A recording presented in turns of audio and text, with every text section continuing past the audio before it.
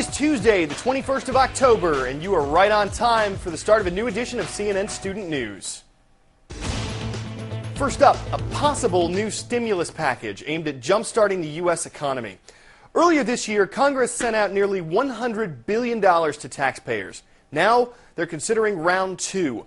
Federal Reserve Chairman Ben Bernanke weighed in on this matter during a Budget Committee hearing yesterday. He said that given the current economic outlook, congressional action seems, quote, appropriate. That came as good news on Wall Street. The Dow Jones Industrial Average, which you know has been on a roller coaster ride recently, finished the day up more than 400 points. That is a gain of about $500 billion.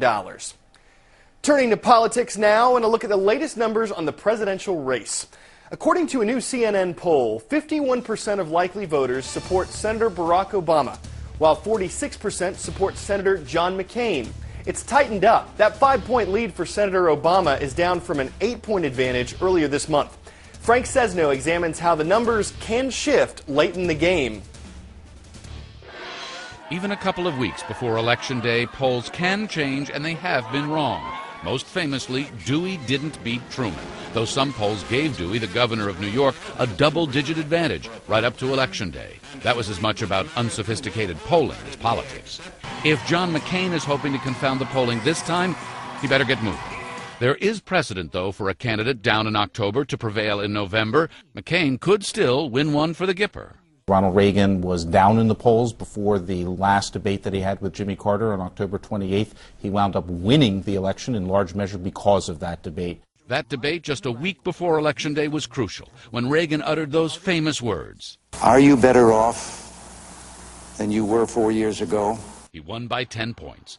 Ironic because just 4 years earlier, Jimmy Carter survived a late surge. His mid-October 6-point lead over Gerald Ford narrowed to almost nothing. Many people say that if the election had had another week, Ford might have actually won in 1976. In '68, saddled by LBJ in the war in Vietnam, Vice President Hubert Humphrey was behind 8 points in mid-October. He distanced himself from Johnson, got a late endorsement from anti-war Democrat Eugene McCarthy. His surge wasn't enough, but it was close. Final result, Nixon, 43.4, Humphrey, 42.7. Leads have a way of eroding in the final weeks. Bill Clinton saw that happen to him in '92. That was the year of Maverick. Yes, Maverick, Ross Perot. As for this year... When you're talking about, say, a 6-point lead, you really only need to change 3 percentage points. Every year has its own dynamic, and there's not much time left. Not much time, but still plenty to cover as we close in on Election Day. This week, we'll examine what's at stake in the country's congressional races. Next week, we'll look at where the White House hopefuls stand on some of the big issues, so keep it here.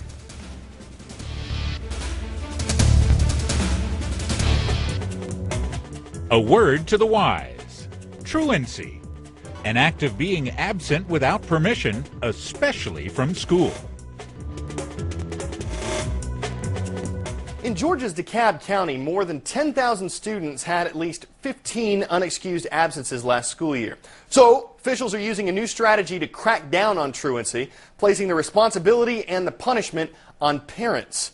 Rusty Dornan takes us from the classroom to the courtroom. When investigator Latera Jones and her team go knock on doors in DeKalb County, Georgia, they're not looking for truant children. They want the parents. Luana Robinson's 3 children combined missed hundreds of days of school last year. She pleaded guilty to educational neglect. Now she's under arrest for violating her probation. She moved and she couldn't get nobody to tell her what school the kids were supposed to be going to. So she never really had the kids go to school in the first place. Exactly. When kids play hooky, that's their fault. But when parents don't send their children to school, that's educational neglect. Robert James, the county's Solicitor General, began Operation Back to School after learning 80% of Georgia prison inmates haven't graduated from high school. I believe that if I can keep young people in school, then I can keep them out of jail. More than 10 unexcused absences can earn a parent a face-to-face encounter with the judge. How are you pleading to 19 counts of educational neglect? Guilty. Fines begin at $100 and you could get 30 or more days in jail. Most plead guilty and get probation, which includes parenting classes and counseling. But the state is offering you 24 months along with some criteria. But if you mess up, I'm going to put you in jail. I have never, in my 48 years, been in trouble. She has no criminal history on file. None. Dolly Connell was initially cited for 22 unexcused absences for her son. Mostly what it did is made my son realize that he was going to have to pick it up, or one of us was going to jail. But Connell avoided that. I don't expect to see you back in this court again. Certainly don't want to be here. As for Robinson, who declined comment, she pleaded guilty to violating her probation and was released pending further court action. Investigator Jones tracks down nearly every case, and while all this may seem drastic, she says it works. What is that success rate? About 70%. 70% of the people that come through our program, they do not reoffend. But if they do, they may find themselves in a far worse situation than just being called before the principal. Rusty Dornan, CNN, Atlanta. Time for the shout-out. Which of these video game systems was released first? Was it Sega Genesis, PlayStation, Atari 2600, or Nintendo NES? You've got 3 seconds. Go!